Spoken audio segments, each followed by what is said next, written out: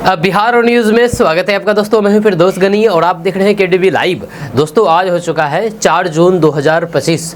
तो आज की पूरे बिहार की टॉप न्यूज़ लेकर आए हैं आपके लिए। वीडियो शुरू करने से पहले आपसे एक रिक्वेस्ट है, छोटी सी रिक्वेस्ट है कि आप इस वीडियो को लाइक कर दीजिए, अपने दोस्तों के साथ शेयर भी कीजिए। तो चलिए चलते हैं आज की खबरों की ओर। दोस्तों आज बिहार न्यूज़ की शुरुआत सबसे पहले करेंगे कि ओवैसी ने सीमांचल में तेजस्वी का खेल बिगाड़ दिया है। अब राजद कांग्रेस में एआईएमआईएम के गठबंधन की बात चल रही है।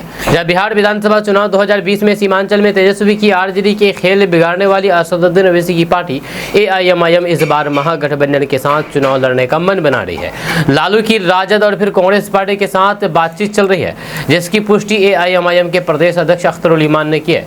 उन्होंने कहा है कि बिहार में सांप्रदायिक ताकतों को सत्ता तक पहुंचाने से रोकने के लिए अब बड़े अलायंस की जरूरत है। ऐसे में हमने पहल की है, हालांकि फैसला आरजेडी और कांग्रेस को ही लेना है। आपको बता दूं कि साल 2020 के चुनाव को तेजस्वी की आरजेडी को नुकसान पहुंचाने वाले ओवैसी अब उनके साथ आना चाहते हैं। दरअसल बिहार के सीमांचल इलाके में 24 सीटें हैं, जिनमें से आधी से ज्यादा सीटों पर मुसलमानों की आबादी आधी से ज्यादा है। इन सीटों पर असदुद्दीन ओवैसी की एआईएमआईएम का प्रभाव बीते चुनाव में दिख चुका है। जब चुनावी मैदान में एआईएमआईएम के आने से आरजेडी और फिर कांग्रेस को सीटों का नुकसान तो हुआ है। जब 20 सीटों पर लड़ने वाली असदुद्दीन ओवैसी की पार्टी के 5 विधायक जीते थे। जब पार्टी ने जो 5 सीटें जीती थी वे सभी पूर्वी बिहार के मुस्लिम बहुल सीमांचल क्षेत्र में आती है, जिनमें अररिया, पूर्णिया, कटिहार और किशनगंज समेत 4 जिले शामिल है। जहां हालांकि झटका भी एआईएमआईएम को आरजेडी से ही लगा था, जब उनके 5 विधायकों में से 4 विधायक मोहम्मद इजहार एसपी कोचादामन से, शाहनवाज आलम जोकीहाट से, सैयद रुकनुद्दीन बैसी से और अंजार नईमी बहादुरगंज से राजद में शामिल हो गए थे। यह प्रदेश एआईएमआईएम अध्यक्ष अख्तरुल ईमान वर्तमान में पार्टी के एकमात्र विधायक हैं। जब बीते महीने 2 दिवसीय बिहार दौरे पर आए ओवैसी ने 50 सीटों पर चुनाव लड़ने की बात कही थी। ऐसे में अगर महागठबंधन के साथ असदुद्दीन ओवैसी जाते हैं तो फिर कम सीटों पर भी लड़ने को तैयार हो सकते हैं, जिससे एनडीए का मुश्किलें जरूर बढ़ जाएगी। दोस्तों जैसे कि आपको पता है कि पटना वाले खान सर शादी कर लिए हैं। अब सवाल है कि आखिर उनकी पत्नी एएस खान कौन है। जब कोचिंग कराने वाले मशहूर खान सर ने पटना में अपनी बहुप्रतीक्षित शादी का रिसेप्शन आयोजित किया, जहां पर उनकी पत्नी ने पहली बार सार्वजनिक रूप से अपनी उपस्थिति दर्ज कराई। इस कार्यक्रम में देश के कुछ सबसे बड़े नाम के लोग भी शामिल हुए, जिनमें बिहार के राज्यपाल आरिफ मोहम्मद खान, उप मुख्यमंत्री सम्राट चौधरी, विपक्ष के नेता तेजस्वी यादव, शिक्षा मंत्री सुनील कुमार, उद्योग और फिर पर्यटन मंत्री नीतीश मिश्रा आदि शामिल थे। हालांकि इतना ही नहीं, शिक्षक ने अपने छात्रों के लिए 6 जून 2025 को एक विशेष रिसेप्शन की भी व्यवस्था की है। आपको बता दूं कि खान सर ऑनलाइन के सबसे लोकप्रिय शिक्षकों में से एक हैं।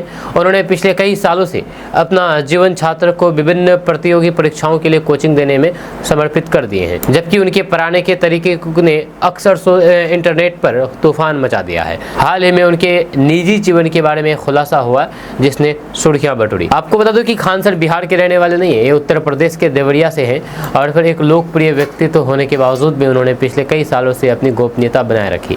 हालांकि खान जीएस रिसर्च सेंटर में एक क्लास के दौरान उन्होंने खुलासा किया है कि उन्होंने हाल ही में शादी कर ली है। शिक्षक ने अपनी पत्नी के साथ पटना बिहार में अपने रिसेप्शन के लिए पहली बार सार्वजनिक रूप से उपस्थिति दर्ज कराई। दोस्तों बिहार के मुजफ्फरपुर जिले में 11 वर्षीय बच्ची के साथ हुई हैवानियत और उसकी जान जाने की घटना ने पूरे प्रदेश को हिला करके रख दिया है। इस विभत्स से कांड को लेकर के आम जनता में आक्रोश है। जब विपक्ष लगातार सरकार पर सवाल उठा रहा है, ये घटना अब प्रशासनिक लापरवाही पर अब राज्य सरकार ने सख्त रवैया अपनाया है और फिर स्वास्थ्य विभाग के 2 वरिष्ठ अधिकारियों पर गाज गिराई है। जब सरकार की ओर से जारी आदेश में कहा गया है कि श्री कृष्ण मेडिकल कॉलेज एवं अस्पताल यानी कि एसकेएमसीएच मुजफ्फरपुर की अधीक्षक डॉक्टर कुमारी विभाग को उसके पद से हटाया गया है। उन पर पीड़िता को रेफर करने की नियत का पालन न करने और फिर कर्तव्य में लापरवाही बरतने का आरोप है। निलंबन की अवधि में उन्हें स्वास्थ्य विभाग पटना से अटैच किया गया। वहीं पर पीएमसीएच के प्रभारी उपाध्यक्ष डॉक्टर अभिजीत सिंह को भी निलंबित कर दिया गया है। आरोप है कि पीड़िता को उचित इलाज देने में प्रशासनिक स्तर पर गंभीर लापरवाही की गई है, जिसके चलते उसे करीब 8 घंटे तक अस्पताल के बाहर एम्बुलेंस में ही इंतजार करना पड़ा। ये लापरवाही उसकी जान पर भारी भारी पड़ी है। जहां ये घटना 26 मई को सामने आई थी, जब मुजफ्फरपुर में एक 11 वर्षीय बच्ची के साथ गलत काम किया गया था और उसकी बेरहमी से हत्या कर दी गई। दरिंदों ने मासूम का गला काटा, फिर चाकू से उसका सीना और फिर सीना चीर डाला, जहां वह खून से लथपथ हालात में एक पोखर के पास पाई गई थी। गंभीर स्थिति में उसे पहले SKMCH और फिर पटना के PMCH रेफर कर दिया गया। वहीं पर 31 मई को बच्ची को PMCH लाया गया, लेकिन बिस्तर नहीं मिलने के कारण उसे 8 घंटे तक एम्बुलेंस में रखा गया। इलाज की शुरुआत समय पर नहीं हो सकी और 1 जून को मासूम ने दम तोड़ दिया। जब पुलिस ने इस मामले में मुख्य आरोपी को गिरफ्तार कर लिया है और मामले की जांच तेज जारी है, जहां प्रशासन इस घटना से सबक लेते हुए दोषियों पर कठोर कार्रवाई का आश्वासन दे रहा है।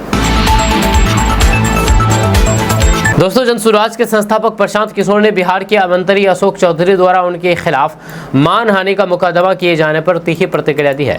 उन्होंने कहा है कि कोई भी उन्हें मानहानि के मुकदमे के नाम पर या फिर उनके खिलाफ कोई केस या FIR दर्ज करके नहीं डरा सकता है। जहां बिहार बदलाव यात्रा पर निकले प्रशांत किशोर ने संवाददाताओं से कहा है कि उन्होंने सच बोलने की हिम्मत की है और ऐसा करना जारी रखेंगे। जब प्रशांत किशोर ने कहा कि वे किसी भी मामले में डरते, चाहे वह मानहानि का मुकदमा हो या कोई FIR। मानहानि के मुकदमे की धमकी से नाराज प्रशांत किशोर ने कहा कि वे ना तो शराब माफिया है और ना ही बालू माफिया और ना ही किसी सरकारी पद पर है कि उन्हें इस तरीके के मानहानि के मुकदमे में डरना चाहिए। जनसुराज नेता ने दावा किया है कि वे पिछले 3 वर्षों से अपने मिशन पर है और फिर किसी भी सुरक्षा के साथ नहीं घूम रहे हैं। उन्होंने कहा है कि मुखिया पद पर निर्वाचित होने के बाद भी लोग बिहार में सुरक्षा के नाम पर 4 बंदूकधारी के साथ घूमते हैं, जहां वे पिछले 3 वर्षों से बिना किसी सुरक्षा के घूम रहे हैं। दोस्तों, बिहार सरकार के राजस्व एवं भूमि सुधार विभाग द्वारा जारी आम जनता की समस्याओं के त्वरित समाधान एवं पारदर्शिता सुनिश्चित करने की दिशा में एक महत्वपूर्ण पहल करते हुए कॉल सेंटर की शुरुआत की है।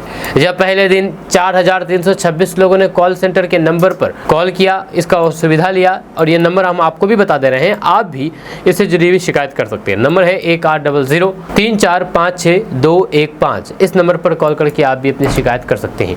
जब इस दौरान 281 लोगों की समस्या का तुरंत निदान किया गया इस नंबर पर कॉल करके। इस कॉल सेंटर का शुभारंभ माननीय राजस्व एवं भूमि सुधार मंत्री संजय सिरावगी ने किया था। यह कॉल सेंटर बिहार के आम नागरिकों को जमीन से संबंधित मामलों में सहायता प्रदान कर रहा है।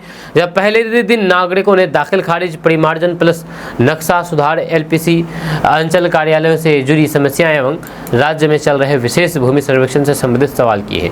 इस कॉल सेंटर के माध्यम से लोग बिना कार्यालय का चक्कर लगाए सीधे टोल फ्री नंबर 1800-3456-215 पर कॉल करके अपनी समस्याओं का समाधान प्राप्त कर रहे हैं। आपके पास भी अगर जमीन से जुड़ी हुई कोई मामला है तो आप इस पर कॉल करके अपनी समस्याओं का समाधान कर सकते हैं। दोस्तों, आम आदमी पार्टी के बिहार प्रदेश अध्यक्ष राजेश यादव मंगलवार को किशनगंज पहुंचे। जब किशनगंज शहर के खगड़ा स्थित सर्किट हाउस में पार्टी कार्यकर्ताओं ने प्रदेश अध्यक्ष का भव्य स्वागत किया। इस दौरान प्रदेश अध्यक्ष राजेश यादव ने प्रेस वार्ता करके बताया है कि आगामी बिहार विधानसभा चुनाव में आम आदमी पार्टी बिहार के सभी 243 सीटों पर चुनाव लड़ेगी। उन्होंने कहा कि पार्टी बिहार के सभी जिलों का दौरा कर रही है। आगे की रणनीति को लेकर के आकलन करते हुए जनसंपर्क यात्रा करके लोगों का विचार जान रही है। उन्होंने कहा कि जनसंपर्क यात्रा की शुरुआत बेगूसराय से हुई थी, जहां अब सीमांचल के चारों जिला का भ्रमण करते हुए किशनगंज पहुंचे हैं। जब प्रदेश अध्यक्ष ने कहा कि केजरीवाल जनसंपर्क यात्रा के माध्यम से बिहार की जनता को दिल्ली और पंजाब में आम आदमी पार्टी द्वारा किए गए शिक्षा, चिकित्सा, बिजली, पानी, सड़क एवं जन कल्याणकारी योजनाओं से अवगत कराना है। उन्होंने कहा कि बिहार में इस बार बदलाव की बयार बह रही है और जनता अब अपना मन बना चुकी है। जब NDA सरकार का जाना तय है। वहीं पर जिलाध्यक्ष मोहम्मद शकील ने कहा कि इस बार आम आदमी पार्टी बिहार में केवल सत्ता परिवर्तन की लड़ाई नहीं लड़ने जा रही है, बल्कि व्यवस्था परिवर्तन की लड़ाई लड़ेगी। जिस जिला में संगठन काफी मजबूत है और फिर विधानसभा चुनाव की तैयारी की जा रही है। दोस्तों, बिहार में जमीन खरीदना किसी के लिए भी जीवन का सबसे बड़ा निवेश हो सकता है, लेकिन यहाँ जमीन से जुड़े विवादों की लंबी फहरिस्त है। चाहे वे साझेदारी की जमीन हो या फिर गलत दस्तावेजों का मामला, बिना सावधानी के खरीदारी भविष्य में कानूनी झंझट का कारण बन सकती है। बिहार सरकार ने डिजिटल पहल के तहत biharbhumi.bihar.gov.in पोर्टल शुरू किया है, जो जमीन के रिकॉर्ड को ऑनलाइन जांचने की सुविधा देता है। इस पोर्टल पर खाता, खेसरा नंबर, रकबा और मालिक मालिकाना हक की जानकारी आसानी से उपलब्ध है। अगर आप बिहार में जमीन खरीदने की सोच रहे हैं तो सबसे पहले इस वेबसाइट पर जमाबंदी की जांच करें। इस वेबसाइट में ये आपको पता लगेगा कि जमीन बेचने वाले का हक वैध है और रिकॉर्ड में कोई गड़बड़ी नहीं है। जब बिहार के कई जिले में जमीन विवादों की खबरें आम हैं, इसलिए ये कदम आपकी मेहनत की कमाई को सुरक्षित रखने के लिए बेहद जरूरी है। यह दूसरी महत्वपूर्ण सावधानी है साझेदारी वाली जमीन के मामले में सभी हिस्सेदारों से लिखित सहमति लेना। जब बिहार में कई बार लोग साझेदारी की जमीन खरीद देते हैं, लेकिन बाद में पता चलता है कि सभी हिस्सेदारों की मंजूरी नहीं थी, या इससे दाखिल खारिज की प्रक्रिया रुक जाती है और खरीदार को कोर्ट के चक्कर काटने पड़ते हैं। जहाँ biharbhumi.bihar.gov.in पर आप जमीन के हिस्सेदारों की जानकारी चेक कर सकते हैं। अगर जमीन हिस्सेदारी है तो फिर सुनिश्चित करें कि सभी हिस्सेदारों ने बिक्री के लिए लिखित में सहमति दी है। आप यहां से और भी चीज़ चेक कर सकते हैं इस वेबसाइट के माध्यम से। ये बिहार वासियों के लिए काम की वेबसाइट है, ये आपके लिए काम की वेबसाइट है। दोस्तों, मशहूर शिक्षक और social media sensation Khan sir की रिसेप्शन पार्टी पटना में हुई। इसमें बिहार विधानसभा के नेता प्रतिपक्ष तेजस्वी यादव शामिल हुए। इस दौरान खान सर ने अपनी शादी की सच्चाई बताई, जिसे सुनकर के तेजस्वी यादव हैरान रह गए। खान सर ने बताया है कि उन्होंने भारत पाकिस्तान के बीच युद्ध के समय ही निकाह किया था। जहां उन्होंने तेजस्वी यादव से कहा कि उन्होंने उन्हीं के मॉडल को अपनाया है। दरअसल पटना के सगुना मोड़ पर एक मैरिज हॉल में रिसेप्शन का आयोजन किया, इसमें शिक्षा विभाग के कई बड़े अधिकारी और फिर अन्य मेहमान शामिल हुए। सभी ने खान सर को शादी की बधाई दी और नए जोड़े को आशीर्वाद दिया। खान सर अपनी दुल्हन के साथ लाल जोड़े में पहली बार दिखाई दिए। उन्होंने अपनी पत्नी का हाथ पकड़ करके स्टेज पर एंट्री की, जहां उनकी पत्नी घूंघट में थी। खान सर के रिसेप्शन का फोटो वीडियो सोशल मीडिया पर खूब वायरल हो रहा है। जहां खान सर ने अपनी शादी का खुलासा क्लास में बच्चों को पढ़ाते समय किया था, जहां उन्होंने बताया था कि उन्होंने AS खान नाम की लड़की से निकाह किया है। 2 जून को पटना में रिसेप्शन पार्टी हुई, जिसमें उनके परिवार और अन्य मेहमान शामिल हुए। 6 जून को खान सर ने भोज का आयोजन किया है, जिसमें उनके छात्र छात्राएं शामिल होंगे। उन्होंने अपने कोचिंग के बच्चों को 6 जून को इनवाइट किया है। 2 जून को हुए रिसेप्शन में शिक्षा जगत के कई लोग और फिर कुछ नेता शामिल हुए। सभी ने खान सर को बधाई दी है। नेता प्रतिपक्ष तेजस्वी यादव ने खान सर को भी बधाई दी है। वहीं पर तेजस्वी यादव ने खान सर को शादी की मुबारकबाद दी। जब वो मंच पर पहुंचे तो खान सर ने शादी की सच्चाई बताई। ये सुनकर के तेजस्वी यादव भी हैरान रह गए। जब तेजस्वी यादव ने खान सर से पूछा कि ब्याह कब हुआ आपका, खान सर ने जवाब दिया, अभी तो इंडिया और पाकिस्तान का युद्ध चल रहा था, उसी वक्त हमने निकाह किया। जब खान सर ने आगे कहा कि अब मॉडल आप ही का था सर, चुपचाप करके बाद में बताना है। उन्होंने आगे कहा कि निकाह में 12-13 लोग ही थे, जैसे आप किए थे वैसे ही हम किए। जब खान सर ने कहा कि हम सोचे कि किसका कॉपी करें, तो हम आप ही का कॉपी कर लिए। जब इतना कहने के बाद खान सर हंसने लगे। आपको बता दूं कि निकाह के बाद पहली बार खान सर लाल जोड़े में अपनी दुल्हनिया के साथ दिखाई दिए। वह अपनी पत्नी का हाथ पकड़ करके स्टेज पर पहुंचे, जब उनकी पत्नी घूंघट में नजर आई। दोस्तों, राजस्व कर्मियों की बल्ले बल्ले हो गई है। हड़ताल के बाद सरकार ने उनकी बात मान ली है। आपको बता दें कि बिहार में जमीन सर्वे का काम जोर शोर से किया जा रहा है। विभाग की ओर से लगातार तत्परता दिखाई जा रही है। इस बीच राजस्व कर्मियों के लिए एक बड़ी खुशखबरी सामने आ गई है। दरअसल उनकी हड़ताल के बाद अब सरकार की ओर से उनकी मांगों को मान लिया गया है। खबर की माने तो राजस्व कर्मियों की बल्ले बल्ले हो गई है। जब उनकी सैलरी तो बढ़ाई जाएगी, लेकिन इसके साथ उनका पदनाम भी बदला जाएगा। जानकारी के मुताबिक राजस्व विभाग के अधिकारियों और फिर संयुक्त संघर्ष मोर्चा के पदाधिकारियों के बीच बातचीत हुई। उस बातचीत के दौरान राजस्व कर्मियों की करीब हर मांगों को मान लिया गया है। इस दौरान फैसला लिया गया है कि राजस्व कर्मियों का पदनाम बदल करके सहायक राजस्व अधिकारी किया जाएगा।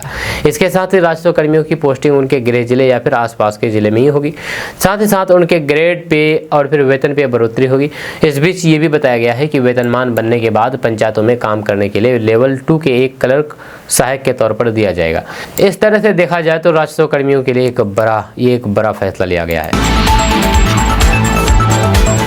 दोस्तों, तेज प्रताप यादव के बाद लालू के सबसे करीबी ने बड़ा धोखा दिया है। जहां बिहार चुनाव से पहले एक बार फिर से लालू परिवार पर एक बड़ी गाज गिर पड़ी है। जहां एक तरफ पिता अभी बड़े बेटे तेज प्रताप यादव के दिए हुए धोखे से बाहर नहीं निकले थे, वहीं पर अब लालू को एक और बड़ा झटका लग चुका है। दरअसल बिहार विधानसभा चुनाव से पहले आरजेडी एमएलसी सुनील सिंह बड़ी मुश्किल में फंसते नजर आ रहे हैं। लालू यादव और राबड़ी देवी के करीबी माने जाने वाले एमएलसी सुनील सिंह और उनके परिवार पर लगभग 43 लाख रुपए के गबन का आरोप लगा है। यह केवल सुनील सिंह ही नहीं बल्कि उनके अलावा इस गबन में उनकी पत्नी और बेटे भी शामिल है। जहां वहीं पर पुलिस अब इस मामले पर जांच कर रही है। बताया जा रहा है कि ये केस आशा एंटरप्राइजेस की प्रोप्राइटर मेघा की शिकायत पर दर्ज किया गया था, जिसमें आरोप लगाया गया है कि चना दाल की खरीद के लिए अलग अलग बैंक खातों में पैसे लिए गए, लेकिन इसका कोई भी हिसाब नहीं दिया गया। जब वहीं पर अब कहा जा रहा है कि इसकी इस हरकत से लालू यादव की टेंशन बढ़ गई है। हाल ही में विधानसभा चुनाव है, ऐसे में तेज प्रताप यादव की हरकत और सुनील का गबन तेजस्वी और लालू के लिए बड़ी मुसीबत बन गया है। दोस्तों, बिहार में लोकप्रियता में तेजस्वी यादव सबसे आगे हैं। जी हाँ, वहीं पर कांग्रेस लेफ्ट भी सीएम चेहरे के लिए तैयार होंगे। आपको बता दूं कि बिहार में अक्टूबर नवंबर में बिहार विधानसभा चुनाव होने वाले हैं। इसकी तैयारी बिसात बिछाई जाने लगी है, तैयारी शुरू हो गई है। बिहार में 2 दशक से सत्ता की धुरी पर बने सीएम नीतीश कुमार की लोकप्रियता घटी है। इसके बाद भी एनडीए के सभी घटक दल नीतीश कुमार के चेहरे पर चुनाव लड़ने के लिए रजामंद है। जब वहीं पर आरजेडी नेता तेजस्वी यादव बिहार के सबसे पसंदीदा चेहरा बनकर के उभरे हैं। लोकप्रियता के मामले में नीतीश चिराग से काफी आगे तेजस्वी है। ऐसे में सवाल उठता है कि कांग्रेस लेफ्ट क्या तेजस्वी के चेहरे को आगे पर चुनाव लड़ने को तैयार होंगे। वहीं पर विपक्षी इंडिया गठबंधन का हिस्सा आरजेडी, कांग्रेस, सीपीआई माले, वामपंथी दल और मुकेश सहनी की वीआईपी पार्टी है। आरजेडी के नेतृत्व में इंडिया ब्लॉक के सभी दल बिहार विधानसभा चुनाव लड़ने के लिए तैयार है, लेकिन तेजस्वी यादव को सीएम चेहरा घोषित करके चुनावी किस्मत आजमाने के पक्ष में नहीं है। इंडिया गठबंधन की कई बार बिहार चुनाव को लेकर के बैठक भी हो चुकी है। इसके बाद भी तेजस्वी के नाम पर आम सहमति नहीं बन सकी है। लेकिन अब सीएम फेस के सर्वे के बाद क्या कांग्रेस और लेफ्ट का मन बदलेगा, ये सवाल है। दरअसल इंडिया टुडे सर्वे के मुताबिक आरजेडी नेता तेजस्वी को मुख्यमंत्री चेहरे के तौर पर सबसे ज्यादा लोगों ने पसंद किया है। सर्वे के अनुसार मई के महीने में बिहार के मुख्यमंत्री के रूप में 36.9% लोगों ने तेजस्वी को सीएम देखना चाहते हैं। वहीं पर 18% लोग नीतीश कुमार को, यानी कि 18 दूनी 36, साफ डबल, नीतीश कुमार से डबल लोग तेजस्वी को सीएम बनते हुए देखना चाहते हैं। जब बिहार में लोकप्रियता के मामले में नीतीश कुमार, चिराग पासवान और प्रशांत किशोर से तेजस्वी यादव काफी आगे नजर आ रहे हैं। बिहार के लोगों की पहली पसंद बने हुए हैं। जब सीएम नीतीश कुमार से दोगुना लोग आरजेडी नेता तेजस्वी यादव को बिहार के मुख्यमंत्री के रूप में देखना चाहते हैं। इतना ही नहीं, उनके आसपास भी कोई नेता नजर नहीं आ रहा है लोकप्रियता के मामले में। इसके बाद भी तेजस्वी के नाम पर इंडिया गठबंधन के दल अभी तक तैयार नहीं हुए। दोस्तों, बिहार में सरकारी स्कूलों में कार्यरत शिक्षकों के लिए छुट्टियों की स्वीकृति प्रक्रिया को लेकर के शिक्षा विभाग ने बड़ा फैसला लिया है। अब छुट्टियों की स्वीकृति को लेकर के स्पष्ट और फिर पारदर्शी व्यवस्था लागू होगी। शिक्षा विभाग ने बिहार के सभी जिला शिक्षा पदाधिकारी यानी कि डीओ को निर्देश जारी किया है कि अवकाश संबंधित नए दिशा निर्देश को कड़ाई से अनुपालन सुनिश्चित किया जाए और शिक्षकों को अवकाश के लिए भटकना ना पड़े। विभाग को विभिन्न जिलों से ऐसी शिकायतें मिली थी कि शिक्षकों की छुट्टी की स्वीकृति प्रक्रिया में एक रूपता नहीं है, जिससे कई शिक्षकों को छुट्टी लेने में कठिनाइयों का सामना करना पड़ता है। इसे देखते हुए विभाग ने नई गाइडलाइन लागू की है ताकि सभी जिलों में एक समान प्रक्रिया अपनाई जा सके और फिर किसी भी शिक्षक के साथ भेदभाव ना हो। दोस्तों, कोरोना एक बार फिर से तेजी से पांव पसार रहा है। जब संक्रमितों की संख्या बढ़ने के साथ मौतों का ग्राफ भी बढ़ रहा है। वहीं पर मौसम में बदलाव से सीजनल फ्लू के भी मामले सामने आ रहे हैं। ऐसे में वे कौन सी दवाएं हैं जो घर में रखने से संक्रमण के समय मददगार हो सकती है। हेल्थ एक्सपर्ट के अनुसार कोरोना संक्रमण में बुखार के साथ कई केसेज में बदन दर्द और फिर मांसपेशियों में दर्द आम लक्षण है।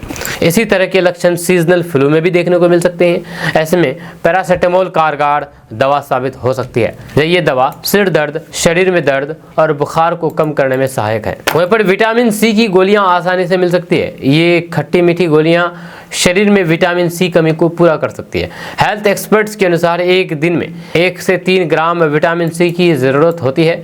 इसके लिए ताजी सब्जियों और फिर फलों का भी सेवन किया जा सकता है। हेल्थ एक्सपर्ट्स के अनुसार विटामिन सी इम्यूनिटी स्ट्रॉन्ग करने में सहायक होता है। दोस्तों पीएमसीएच में यूट्यूबर मनीष कश्यप के साथ मारपीट के मामले में बड़ी कार्रवाई हुई है। जी आपको बता दूं कि पीएमसीएच में यूट्यूबर मनीष कश्यप के साथ मारपीट के मामले में पटना के घटना के 10 दिन बाद प्राथमिकी दर्ज कराई गई है। मनीष कश्यप के करीबी मोहन तिवारी ने पटना के पीरबहोर थाने में अज्ञात डॉक्टरों और फिर अस्पताल कर्मियों के खिलाफ मामला दर्ज कराया है। अब पुलिस इस पूरे प्रकरण की जाँच में जुट गई है। यह घटना 19 मई की बताई जा रही है, जब मनीष कश्यप एक बीमार बच्ची के इलाज को लेकर के पीएमसीएच पहुंचे थे। इलाज में देरी से को लेकर के उनकी वहां मौजूद महिलाएं डॉक्टर से बहस हो गई, जिसके बाद स्थिति तनावपूर्ण हो गई। कथित रूप से 150 से 200 जूनियर डॉक्टर और फिर कर्मियों ने मनीष कश्यप के साथ मारपीट की। आरोप ये भी है कि उन्हें करीब 3 घंटे तक बंधक बना करके रखा गया। जब घटना के बाद मौके पर पहुंची टाउन थाना की पुलिस ने मनीष कश्यप को भीड़ से निकाल करके थाना ले गई और फिर वहां से समझाइश के बाद मामला शांत कराया गया। इसके बावजूद भी मामले में तत्काल कोई भी प्राथमिकी दर्ज नहीं कराई है। मनीष कश्यप को गंभीर चोटें आई थी और फिर उन्हें 4 दिनों तक एक निजी अस्पताल में भर्ती कराना पड़ा। इलाज के दौरान उन्हें ऑक्सीजन सपोर्ट पर रखा गया था। डिस्चार्ज होने के बाद मनीष कश्यप ने मीडिया से बातचीत में कहा था कि वो एक 16 वर्षीय नाबालिग बच्ची के साथ किए गए पीएमसीएच पहुंचे थे, जो एक गंभीर बीमारी से जूझ रही थी। इलाज में लापरवाही और फिर देरी के चलते उन्होंने सवाल उठाए, जिसके बाद उनके साथ मारपीट हुई। फिलहाल पीरबहोर थाना पुलिस द्वारा मामले की जांच की जा रही है और अस्पताल प्रशासन की भूमिका पर भी सवाल उठने लगे। दोस्तों जब हम लोग किशनगंज वासी छोटे थे तो सुरजापुरी आम बड़े ही चाव के साथ खाते थे। जब कभी आंधी तूफान आते थे तो फिर आम के पेड़ के नीचे जाकर के आम बीनने का काम करते थे और बड़े ही चाव से खाते थे। खास करके सुरजापुरी आम तो बड़े ही लोग चाव से खाते थे। सुरजापुरी आम सुरजापुरी समाज के बीच में एक धमक था, एक नाम था, काफी प्रचलित था। लेकिन समय के साथ साथ हम सुरजापुरी लोग सुरजापुरी आम को भूल गए हैं। जब सुरजापुरी आम को हम लोग भूलते जा रहे हैं और ये सुरजापुरी आम हम सुरजापुरियों से दूर होता जा रहा है। एक दिन ऐसा आएगा कि हम सुरजापुरी आम के स्वाद को चखने के लिए तरसते रह जाएंगे, लेकिन नहीं मिल पाएगा, क्योंकि अब सुरजापुरी आम हमारे समाज से मिट्टी जा रही है। यह सुरजापुरी आम मिट्टी की खुशबू और मक्खन जैसा स्वाद अब हम लोगों से दूर होता जा रहा है। आपको बता दें कि बिहार के सीमावर्ती जिले किशनगंज और आसपास के इलाकों में एक बेहद खास किस्म का आम होता है, जिसे सुरजापुरी आम कहा जाता है। यह आम सिर्फ स्वाद और खुशबू के लिए नहीं, बल्कि अपनी बनावट और पाचन क्षमता के लिए भी मशहूर है। लेकिन आज ये आम धीरे धीरे गुमनामी में खोता जा रहा है और विलुप्त होने के कगार पर पहुंच गया है। जो सुरजापुरी आम का सबसे बड़ा गुण उसका गुदा है। ये इतना मुलायम होता है कि मक्खन जैसा लगता है। इसे रोटी या ब्रेड पर ऐसे लगाया जा सकता है जैसे आप बटर यानी कि मक्खन लगा रहे हो। ये पूरी तरह से रेशा रहित होता है, यानी कि इसमें कोई रेशा नहीं होता है, जिससे इसे खाना आसान और पचाना और भी आसान हो जाता है। बच्चे भी इसे बिना परेशानी के खा सकते हैं और कई बार तो एक बार में 5-7 आम भी खा लेते हैं, फिर भी पेट पर असर नहीं होता। इस आम की खुशबू मिट्टी के बने कुल्हड़ जैसी होती है, एक प्राकृतिक देसी महक जो इसे और आमों से अलग बनाती है। साथ ही साथ सुरजापुरी आम जल्द ही खराब नहीं होता है। ये सड़ता भी नहीं है, बल्कि समय के साथ धीरे धीरे सूख जाता है, लेकिन सड़ता नहीं, जिससे उसका स्वाद लंबे समय तक बना रहता है। ये आम मुख्य रूप से बिहार के किशनगंज, पूर्णिया, अररिया, कटिहार जिलों और बंगाल के उत्तर दिनाजपुर क्षेत्र में पैदा होता है। इसलिए इसको सुरजापुरी आम कहा जाता है, क्योंकि ये सुरजापुरी के बीच में ही ये आम फलता है। यह खास करके चौपरा, शाहपुर, मलिकपुर, कोचाधामन, बहादुरगंज, दिगलबैंक, पोठिया और फिर ठाकुरगंज जैसे इलाकों में इसके पुराने बागान मौजूद हैं। इन क्षेत्रों में पहले परगना सुरजापुरी कहा जाता था और यही नाम इस आम को भी मिला। यह कभी जिस आम की चर्चा दूर दूर तक होती थी, आज वही आम सरकारी उदासीनता की वजह से खत्म होने की कगार पर है। स्थानीय लोगों का कहना है पहले की तरह अब इस आम की ना तो चर्चा होती है और ना इसे बढ़ावा देने की कोशिश। यही वजह है कि जैसे हिलसा पेटी नामक एक विशेष किस्म का आम अब इतिहास बन चुका है, वैसे ही सुरजापुरी आम भी उसी राह पर है। इस आम की खेती करने वाले किसान बेहद निराश हैं। यह उनका कहना है कि सरकार की योजनाओं में इस आम के लिए कोई जगह नहीं है, ना तो कोई पौधे बांटे जाते हैं और ना कीटनाशक दवाइयाँ मिलती है और ना ही कोई तकनीकी सलाह दी जाती है। यह पिछले कुछ सालों से कीड़े और फिर बीमारियों ने बागानों को नुकसान पहुँचाया है, लेकिन ना कोई ट्रेनिंग मिली है और ना ही कोई राहत। यह किसानों का कहना है कि अगर सरकार और फिर कृषि विभाग ध्यान दे तो इस आम को देश भर में नई पहचान मिल सकती है। दोस्तों, चिराग पासवान के विधानसभा चुनाव लड़ने की चर्चा के बीच राजद सुप्रीमो लालू प्रसाद यादव की बड़ी बेटी मीसा भारती ने कहा कि क्या दिक्कत है, सांसद से इस्तीफा दे दे, सुरक्षित छोड़कर के जनरल सीट से चुनाव लड़े। वहीं पर पहले एमपी और फिर मंत्री पद से इस्तीफा दीजिए, कार्यकर्ताओं तो मांग कर ही रहे हैं, विपक्ष की भी यही पुकार है। वहीं चिराग पासवान के सीएम पद की दावेदारी के सवाल पर मीसा भारती ने कहा कि हर दल के कार्यकर्ता की सोच होती है कि उनके दल का नेता मुख्यमंत्री बने, लेकिन अब ये तो नीतीश कुमार और बीजेपी को सोचना पड़ेगा। वहीं पर इस मामले पर चिराग पासवान कह चुके हैं कि पार्टी ने प्रस्ताव दिया है कि मैं जनरल सीट से चुनाव लड़ूं, या इस पर अभी और चर्चा होना बाकी है। मेरे विधानसभा चुनाव लड़ने का प्रस्ताव पार्टी की तरफ से आया है, या इस पर अभी विस्तार से चर्चा होगी। उनके चुनाव लड़ने पार्टी और फिर गठबंधन को कितना फायदा होगा, ये भी देखना होगा। हालांकि चिराग पासवान ने कुछ दिन पहले यह भी कहा था कि बिहार में अभी सीएम पद की कोई भी वैकेंसी नहीं है। वहीं पर चिराग पासवान के जीजा और पार्टी के बिहार प्रदेश प्रभारी सह जमुई सांसद अरुण भारती ने सोशल मीडिया पर दावा किया था कि चिराग पासवान को सामान्य सीट से चुनाव लड़ना चाहिए, क्योंकि वे केवल दलितों के नहीं बल्कि पूरे बिहार के नेता हैं। दोस्तों, बिहार के छपरा में आंधी पानी ने तबाही मचा दी है। यहाँ पर पेड़ों के गिरने से 8 लोगों की जान चली गई है। यहाँ पर दोपहर बाद अचानक आंधी और पानी से महाराजगंज अनुमंडल के सभी प्रखंडों और फिर सीवान अनुमंडल के एक प्रखंड बरहड़िया में भारी तबाही हुई। अचानक आई आंधी में पेड़ गिरने से दबकर की अलग अलग जगहों पर कुल 5 लोगों की जान चली गई। वहीं पर करीब 5 लोग घायल हो गए। आंधी में करीब 100 से अधिक बिजली के पोल गिर गए।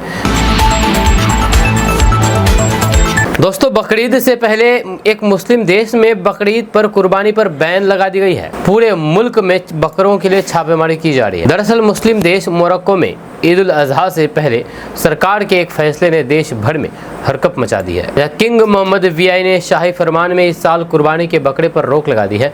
इस फैसले के बाद देश भर में बकरों की खोज के लिए छापेमारी की जा रही है। इस फैसले से देश भर में बवाल मचा हुआ है, जब मोरक्को किंग ने आर्थिक और फिर स्वास्थ्य कारणों का हवाला देकर के इस्लामी परंपरा को रद्द करने का आदेश दिया है। इस फैसले के बाद पुलिस ने कई शहरों और फिर इलाकों में घर घर छापेमारी करके लोगों के बकरे जब्त कर दिए हैं। सोशल मीडिया पर वायरल हो रहे वीडियो में देखा जा सकता है कि सुरक्षा बल घरों में बकरों को ले जा रहे हैं घरों से। इस घटना को लेकर के लोगों में जबरदस्त आक्रोश है। जहाँ पर राजा मोहम्मद वीआई ने कहा कि वे बकरीद पर जनता की ओर से कुर्बानी करेंगे, लेकिन लोगों ने इसे अपमानजनक और फिर धार्मिक आस्था का मजाक बताया है। आलोचकों का कहना है कि यह फैसला महंगाई और सरकारी विफलता को छिपाने की एक चाल है। वहीं पर किंग ने लोगों से बकरीद पर लोगों से संयम बरतने की अपील की है। जहां उधर देश में इस्लामी विद्वानों ने इसे धार्मिक अधिकारों का हनन और जनता की धार्मिक स्वतंत्रता पर हमला बताया है। दोस्तों, बार बार जिस जयचंद का नाम ले रहे हैं तेज प्रताप यादव, आखिर वह कौन है? सिर्फ तेज प्रताप यादव ही नहीं, बहुत से लोग जयचंद का नाम लेते हैं कि फलाना जयचंद फलाना जयचंद। अक्सर जयचंद का जो उदाहरण दिया जाता है वह गद्दारों को दिया जाता है। अभी हाल फिलहाल ही तेज प्रताप यादव को जो पार्टी और परिवार से निकाला गया, तो तेज प्रताप यादव ने कहा कि ये जयचंद का काम है। कुछ जयचंद है जो हमारे परिवार के बीच में साजिश रच रहे हैं, यानी कि कुछ गद्दार है। अब सवाल है कि आखिर जयचंद कौन था? तो आपको बता दूं कि राजा जयचंद कन्नौज के राजा था, जब वे गढ़वाल जाति से थे और उनके पिता का नाम विजय चंद्र और दादा का नाम गोविंद चंद्र था। राजा जयचंद ने कन्नौज पर 1170 से लेकर के 1194 तक शासन किया। जब उनके 2 बच्चे थे, जिनमें बेटा हरिश्चंद्र और बेटी संयोगिता थी। इन्हीं संयोगिता की आगे चलकर के पृथ्वीराज चौहान से शादी हुई थी, जिसके चलते पृथ्वीराज चौहान और फिर जयचंद के बीच दुश्मनी का अध्याय भी शुरू हुआ था। आज गद्दार की तुलना जयचंद से की जाती है, यानी कि किसी को सीधे गद्दार ना कह करके जयचंद कह दिया जाए तो भी उसे गाली ही समझा जाता है। इस कहानी की शुरुआत भी पृथ्वीराज चौहान और फिर राजा जयचंद और अपनी सेनाओं से दे दी। इस सेना की मदद से मोहम्मद गौरी ने तराइन के दूसरे युद्ध में पृथ्वीराज चौहान को हरा दिया। इससे पहले पृथ्वीराज चौहान ने 13 बार मोहम्मद गौरी को हराया था और हर बार उसे माफ करके जीवन दान दिया था। जयचंद के धोखे के कारण पृथ्वीराज चौहान की हार हुई, जिस कारण उन्हें गद्दार कहा जाने लगा। हालांकि इतिहासकारों में इसको लेकर के मतभेद भी है। दोस्तों, बिहार में अगले 6 महीने में विधानसभा के चुनाव होने हैं और फिर सभी दल अपनी अपनी राजनीतिक घेराबंदी करने में व्यस्त हैं। बिहार में मोटे तौर पर चुनाव 2 धड़ों के बीच होता है, एनडीए और महागठबंधन। पिछली बार बिहार विधानसभा का चुनाव बिखरा हुआ था, जिसका फायदा आरजेडी वाले महागठबंधन को मिला था। आरजेडी ने सबसे अधिक 75 सीटें पाई थी, मगर कांग्रेस अपने स्ट्राइक रेट में बिछड़ गई थी, जहाँ वरना आज बिहार में महागठबंधन की सरकार होती। 20 के विधानसभा चुनाव में यानी कि 2020 के विधानसभा चुनाव में चिराग पासवान अकेले 134 सीटों पर लड़ गए थे और जीते केवल 1, मगर 5.7% वोट लाकर के जेडीयू का गणित बिगाड़ दिया था और जेडीयू 44 सीटों पर सिमट करके रह गई थी। उस वक्त चिराग पासवान ने बीजेपी से 30 के आसपास सीटें मांगी थी, जो नहीं मिला था और वे अकेले लड़े थे। उपेंद्र कुशवाहा भी अलग लड़े थे, जब वे बीएसपी और फिर ओबीसी की पार्टी के साथ एक नया फ्रंट बना करके लड़े थे। मुकेश सहनी जरूर एनडीए के साथ थे, मगर इस बार वे तेजस्वी यादव के साथ है। जब लोकसभा चुनाव में चिराग पासवान एनडीए के साथ थे, 5 सीटें मिली थी और फिर उन्होंने सभी सीटों पर सफलता पाई। जब लोकसभा चुनाव में चिराग पासवान की पार्टी को 6.5% वोट मिले थे। इस बार विधानसभा चुनाव में बीजेपी के साथ जेडीयू के साथ साथ चिराग पासवान, जीतन राम मांझी और उपेंद्र कुशवाहा भी है। इस बार लोकसभा चुनाव के बाद केंद्र में मंत्री पद और फिर 5 सांसद के साथ चिराग पासवान का कद काफी बड़ा है और बीजेपी उनके 6.5% वोट को खोना नहीं चाहती है। इसलिए सीटों के सौदेबाजी में चिराग पासवान पिछली बार की तुलना में बेहतर स्थिति में है। सूत्रों की माने तो चिराग पासवान इस बार 40 से अधिक सीटें चाहती है और उनको लगता है कि बिहार में सत्ता की चाबी शायद उनके ही हाथों में हो। दोस्तों, कहते हैं कि प्यार उम्र, जाति, स्थिति या फिर समाज की सीमाएं नहीं देखता है। इसका एक अनोखा उदाहरण उत्तर प्रदेश के शाहजहांपुर जिले में देखने को मिला है। यहाँ पर बंडा क्षेत्र की एक 45 वर्षीय विधवा महिला जो अपनी बेटी की शादी के लिए लड़का देखने गई थी, खुद उस युवक के प्रेम में पड़ गई। जी हाँ, यानी कि अपनी बेटी की शादी के लिए लड़का देखने गई थी। जिस लड़का को अपनी बेटी के लिए देखने गई थी, उस लड़का से वे खुद प्यार कर बैठी। हैरानी की बात यह रही कि जब बेटी को इस प्रेम कहानी की जानकारी मिली तो फिर उसने भी अपनी मां का साथ दिया और अपनी शादी टाल दी। यह जानकारी के अनुसार महिला का पति 3 साल पहले दुनिया से चल बसा था, जब तब से वे अपने ससुराल में 4 बच्चों के साथ रह रही थी, जब उसमें 3 बेटे और फिर 1 बेटी है। जब बड़ी बेटी की उम्र लगभग 20 साल हो चुकी है। बेटी की शादी के लिए जब महिला रिश्ते की तलाश में जुटी, तब उसे एक युवक से संपर्क हुआ। जब बेटी के होने वाले दूल्हे से जब महिला की बातचीत शुरू हुई तो दोनों के बीच भावनात्मक लगाव बढ़ने लगा। जहाँ पहले साधारण बातचीत हुई, फिर बातों में अपनापन आने लगा और धीरे धीरे वे रिश्ता प्यार में बदल गया। जब ये युवक महिला से उम्र में लगभग आधी यानी कि करीब 22 से 23 साल का है। जब इस अनोखे रिश्ते की खबर बेटी को हुई तो फिर उसने बेहद परिपक्वता दिखाई। ना कोई नाराजगी ना विरोध, बल्कि उसने अपनी माँ की खुशी को प्राथमिकता दी। बेटी ने साफ शब्दों में कहा कि माँ आप खुश रहो, पहले आप शादी कर लो, मेरी शादी बाद में हो जाएगी। जब बेटी और युवक के परिवार वालों की सहमति के बाद 4 दिन पहले शाहजहांपुर के एक मंदिर में दोनों ने एक दूसरे को जयमाला पहना करके विवाह कर लिया। शादी बेहद सादगी से हुई है, लेकिन इसकी चर्चा पूरे क्षेत्र में हुई। दोस्तों, बिहार में शिक्षकों की छुट्टी को लेकर के एसीएस सिद्धार्थ ने नया आदेश जारी कर दिया है। जहाँ 10 आधारों पर ही छुट्टी दी जाएगी। उनमें है आकस्मिक अवकाश, उसके बाद विशेष आकस्मिक अवकाश, उसके बाद मातृत्व अवकाश, उसके बाद शिशु देखभाल अवकाश, उसके बाद पितृत्व अवकाश, उसके बाद उपार्जित अवकाश, आधे वेतन पर छुट्टी, रूपांतरित छुट्टी, असाधारण अवकाश और फिर उदय छुट्टी शामिल है। आपको बता दूं कि 23 जून 2025 के बाद से सभी प्रकार के अवकाश आवेदन केवल ई शिक्षा कोष पोर्टल पर ऑनलाइन माध्यम से ही स्वीकार किए जाएंगे। कोई भी भौतिक आवेदन मान्य नहीं होगा। विशेष परिस्थितियों में ही अपवाद संभव है। दोस्तों, सरकार ने 8वें वेतन आयोग की तारीख की घोषणा कर दी है। यह सभी स्तरों के कर्मचारियों के लिए एक नया वेतन चार्ट जारी कर दिया है। आपको बता दें कि 8वां वेतन आयोग पूरे भारत में सरकारी कर्मचारियों के बीच बहुत रुचि और प्रत्याशा का विषय रहा है।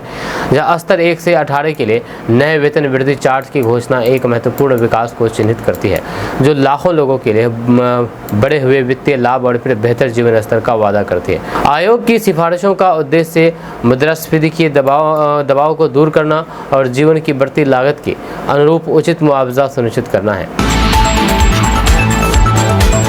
दोस्तों, पूर्णिया से सांसद पप्पू यादव ने बिहार में लॉ एंड ऑर्डर की लगातार बिगड़ती स्थिति को लेकर के राज्य सरकार पर जोरदार हमला बोला है। उन्होंने बेगूसराय में हिंदुस्तानी युवा मोर्चा की हत्या, मुजफ्फरपुर कांड और फिर बक्सर ट्रिपल मर्डर जैसे मामलों का हवाला देते हुए कहा कि बिहार अब महारावण राज्य में तब्दील हो चुका है।